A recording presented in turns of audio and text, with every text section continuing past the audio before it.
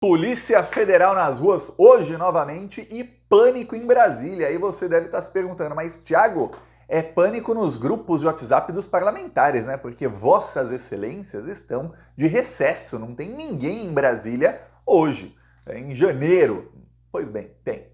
O desespero faz com que alguns trabalhem, vão ao seu lugar de trabalho mesmo nas férias. Olha, os bolsonaristas, eles têm alguns assuntos a tratar que eles não podem fazer por celular, porque eles têm medo de que os celulares sejam apreendidos e a Polícia Federal saiba do planejamento de novos crimes que eles estão fazendo. Então, se reuniram pessoalmente em Brasília vários deputados da oposição. Olha, eu tentei achar, até nos sites bolsonaristas, eu vou falar, eu fui na esgotosfera. Se inscreve aí no canal, que eu fui lá em Chernobyl, assim, tive que colocar máscara, assim, para entrar lá nos sites bolsonaristas, para tentar achar a lista dos parlamentares que estavam nessa reunião. Não consegui, eles não divulgaram a lista, mas tem fotos, então, logo depois da reunião, teve um pronunciamento, eu vou te mostrar aqui, olha a carinha de bunda desses deputados, olha a cara da Carla Zambelli.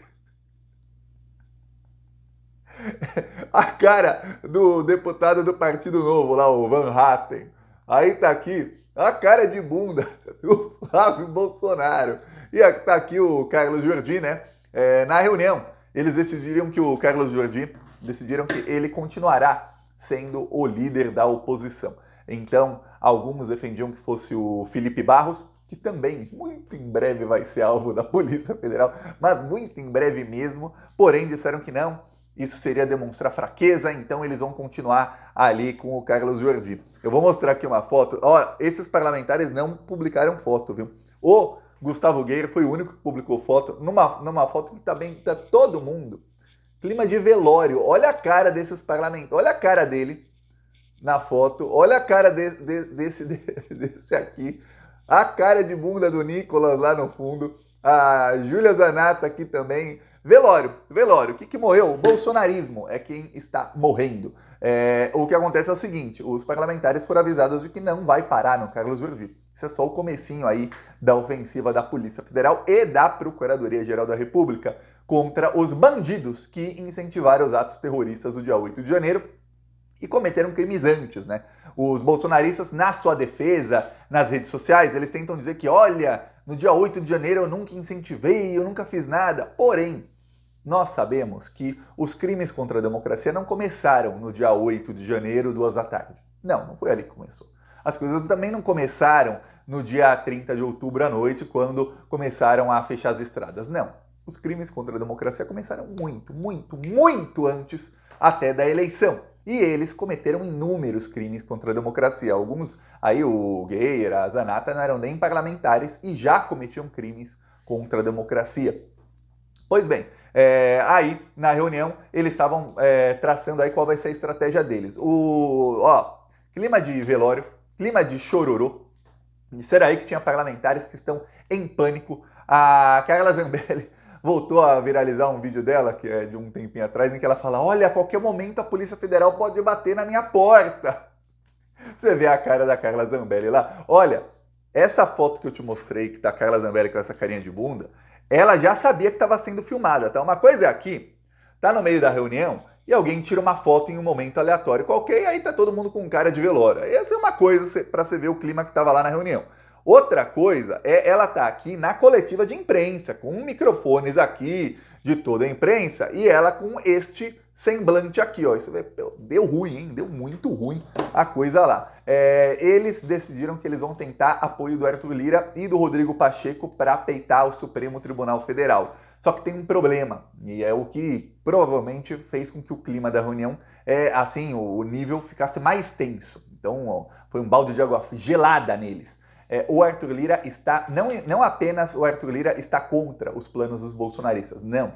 Ele está furioso com o Carlos Jordi. E o Arthur Lira deixou, isso transparecer via assessoria de imprensa na mídia, na grande mídia brasileira. Então, 2 veículos diferentes, o Globo e o Metrópolis, noticiaram, ou seja, 2 jornalistas diferentes, que o Arthur Lira está muito irritado com o Carlos Jordi. Você fala, caramba, Thiago, ele foi alvo aí da Polícia Federal, ele tá aí falando que foi vítima, tudo mais, por que o Arthur Lira estaria bravo com ele? Não gosta do discurso ou o quê? Pois bem, o que acontece é que no dia da operação, saiu uma matéria também no Globo de uma colunista aí bem bolsominion, dizendo o seguinte, que olha, o Arthur Lira não foi avisado da operação.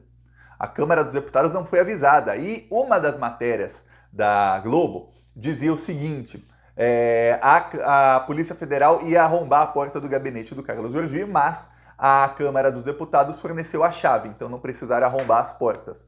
Então o que aconteceu? O Arthur Lira ficou irritado por dois motivos. O primeiro, ele acredita que os bolsonaristas, e se não foi o Carlos Jordi, foi algum outro, a irritação dele vai contra todos, a fúria dele é contra todos, mais o Jordi. Ele acredita que foi o Jordi quem vazou para a imprensa que o Arthur Lira não foi comunicado antes da operação.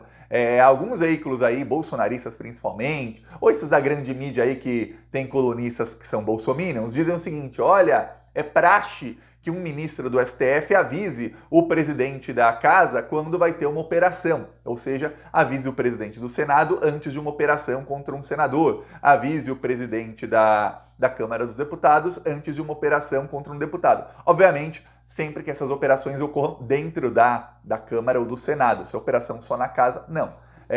Mas essa praxe aí que os bolsonaristas estão levantando e tudo mais, para tentar... O Arthur Lira, ele tá irritado não com a operação que houve, sim com o constrangimento de parecer, nossa, não fui nem avisado. É um constrangimento, parece que ele não tem poder. Essa praxe ocorria quando a Lava Jato tinha na Câmara dos Deputados o Eduardo Cunha e fazia operações contra deputados petistas, que eram oposição a Eduardo Cunha. O Cunha foi quem deu o golpe na Dilma, junto aí com a Lava Jato, com todos os outros.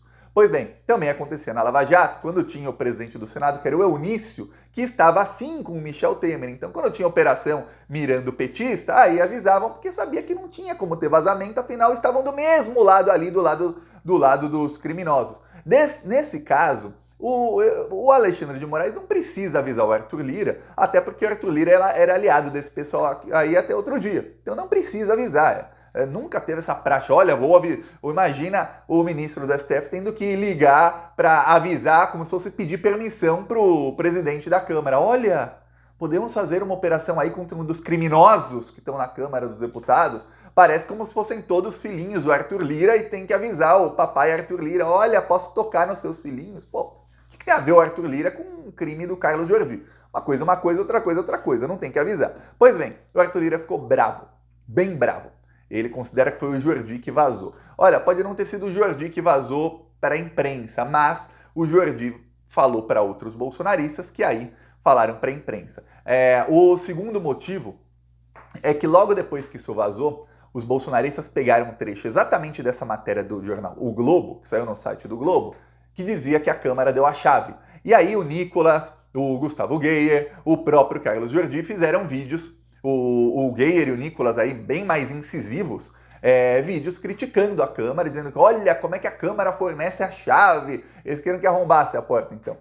Eles acham o quê? Que se a funcionária ou o funcionário da Câmara dos Deputados que estava lá na coordenação, ou seja, quem está lá na gerência, no recesso, chega lá a Polícia Federal e fala, olha, vamos entrar aqui no gabinete tal, gabinete número tal, no andar tal do deputado Carlos Jordi. Aí vocês têm a chave ou a gente tem que arrombar? Eles acham que se o funcionário ou a funcionária da Câmara dissesse, olha, não vou entregar a chave, hein? Que a Polícia Federal ia falar, pô, ai que pena, então não vamos entrar nesse gabinete, pô, não vamos embora, ia embora a polícia. Não ia arrombar a porta. Ele preferia ter a porta dele arrombada, porque se ele pagar o conserto, ótimo, a polícia pode meter o pé na porta. Quando é na casa deles, por exemplo, a polícia mete o pé na porta e eles pagam o conserto. A Câmara é um prédio público, então que bom que a Câmara cedeu a chave para a Polícia Federal fazer a operação busca e apreensão, né? Não era uma invasão ilegal, era uma operação ali com mandado judicial. Pois bem, aí o Arthur Lira está irritadíssimo, foi atacado pelos deputados e eles também levaram uma negativa do Pacheco. Enquanto isso, o Nicolas, logo depois da reunião, fez um stories grandão. Lembremos, os stories do Nicolas são vistos por, em média, 1 milhão de pessoas. Então, você vê um story dele. Aí ele fez uma história grandão, falando da reunião, falando que eles querem que a gente desista, eles assim, o STF, ele fala eles como se fossem todos ali criminosos que estão contra os mocinhos bolsonaristas. Aí ele diz que, olha, é uma ditadura, a gente vai lutar, a gente não vai deixar que isso aconteça. E aí, depois, ele pede para as pessoas assistirem um filme, que é um filme sobre o golpe de Estado que teve na Ucrânia em 2014. Vamos lembrar, a Ucrânia tinha um governo que era um governo de centro, que era mais alinhado à Rússia. Mas era um governo de centro, não era de esquerda, não. E aí, movimentos nazistas na Ucrânia, movimentos nazistas, aí Pravi Sector, tem outro ali, movimento ucraniano, esse é o maior, movimento nazista mesmo, aí você não fala, nossa, esses caras são como o bolsonarismo, eles são mais ou menos, não, eles usam os símbolos nazistas, usam tudo aquilo, é gente assim da pior espécie. Esses movimentos começaram ali, protestos bem violentos, e derrubaram o governo. Teve um golpe de Estado na Ucrânia em 2014, nos mesmos moldes aí do golpe de Estado que teve no Brasil em 2016, bem parecido. A diferença é que lá os nazistas saíram à rua, com as ruas. E o Nicolas pede que os bolsonaristas, veja, 1 milhão de pessoas assistam esse filme, que é um filme que idolatra os nazistas que deram golpe de Estado na Ucrânia. Aí o filme é praticamente aí um manual de como dar golpe de Estado violento. É praticamente isso. É o que o Nicolas fala que os bolsonaristas têm que assistir para que eles não percam a fé, para que eles não desistam, para que eles continuem na luta. Essa aqui é uma das marchas que teve lá quando teve golpe na Ucrânia. Isso aqui é símbolo nazista, tá? Esse aqui é um líder nazista chamado Stepan Bandeira. Esse Stepan Bandeira, para quem não sabe, eu morava numa cidade na Polônia chamada Breslavia, e lá tinham várias pessoas que eram poloneses que fugiram de Lviv, que é uma cidade que hoje fica na Ucrânia, mas na época era Polônia. Esse cara, o exército nazista dele, lá na Ucrânia, era tão violento e tão cruel que o que acontecia era o seguinte: quando eles estavam chegando numa cidade, as pessoas que tinham armas, era comum o marido matar a esposa e os filhos e depois se matar, porque eles preferiam se matar a família inteira do que viver o terror que eles tinham. Estupravam um bebê na frente da mãe, a mãe na frente do filho. Olha, era uma loucura. Cortavam os membros, faziam tudo de horrível e cruel que você puder imaginar. E ele é notório isso. E como eu morei nessa cidade, muita gente são descendentes de vítimas deles. Então conheci muitos descendentes de vítimas deles que contavam isso pra mim. Porque os meus avós diziam bererê barará. E falavam esse nome. E esse cara, ele é o rei do atual exército ucraniano. Eles têm esse cara como uma espécie de patrono, tá? Obviamente já morreu, né? Foi Segunda Guerra Mundial isso aí. E a foto dele aparecia nesses protestos aí pelo golpe de Estado que teve lá. Então não foi assim, nossa, pouca coisa. Ó, é muita bandeira nazista aqui no protesto. E aí o Nicolas Ferreira quer que assista um filme que idolatra esse golpe aí, tá? Quando teve o golpe de Estado lá na Ucrânia, ficou um governo tampão e logo depois o Zelensky foi eleito. Esse governo tampão tornou o Pravi Sector um grupo oficial. E aí o Pravi Sector, exatamente no lugar onde está tendo guerra hoje, que é um lugar de maioria russa, o Pravi Sector começou a fazer atentados terroristas. 14 mil pessoas morreram em 7 anos, entre 2014 e 2021. A maioria russos, de gente de etnia russa, assim, que se considerava, a etnia lá é a mesma, mas que se considerava russo e que morava nessa parte da Ucrânia, em que 90% das pessoas se considera russo. Então eles iam lá para matar as pessoas. E fizeram um atentado terrorista na sede do prédio dos sindicatos em Odessa, na Ucrânia, e mataram. Eles fecharam o prédio e tocaram fogo dentro para os, abre aspas, comunistas, enfim, os sindicalistas de lá, para eles morrerem carbonizados. E o governo não fazia nada, financiava esses grupos, o governo Zelensky. Aí descambou para o que está acontecendo na Ucrânia hoje. Mas veja, é isso que o Nicolas Ferreira prega abertamente no Brasil, tá? Vamos inclusive lembrar que tinha no Brasil uma tal Sarah Winter, que o nome dela era Sarah Giromini, que falava em ucranizar o Brasil e dizia que tinha sido treinada na Ucrânia, tá? E aí, quando você vê aqui o nome do filme, que é o filme de 2015 que o Nicolas fala, é Winter on Fire, porque eles falam que era o inverno ucraniano. E aí ela até colocou o nome dela, o nome de guerra dela, em homenagem ao filme. E falava em ucranizar o Brasil, vamos usar as mesmas táticas. Tentaram em 2020. Agora o Nicolas está convocando aí, ele tem 9 milhões e 600 mil seguidores fascistas. Ele está convocando toda essa horda fascista para ucranizar o Brasil, viu? É isso que está acontecendo. 2024 Está acontecendo isso, mas calma, não pense que o Alexandre de Moraes não está em cima. É bem grave o que está sugerindo aí o Nicolas Ferreira e os parlamentares bolsonaristas, que disseram que eles vão agora para cima com tudo do STF e do TSE. Ou seja, eles estão chamando a horda fascista para a guerra. A boa notícia aqui, ó, vem cá. A boa notícia é que as análises de rede estão mostrando que os bolsonaristas não estão defendendo os deputados, viu? O número de interações, ó, baixinho. Então não está surtindo muito efeito. Mas veja, tá batendo desespero e estão cometendo os crimes. Peça aí sua inscrição no canal, seguiremos aqui na luta. Olha, fui lá em Chernobyl para te mostrar aqui o desespero deles. Falou!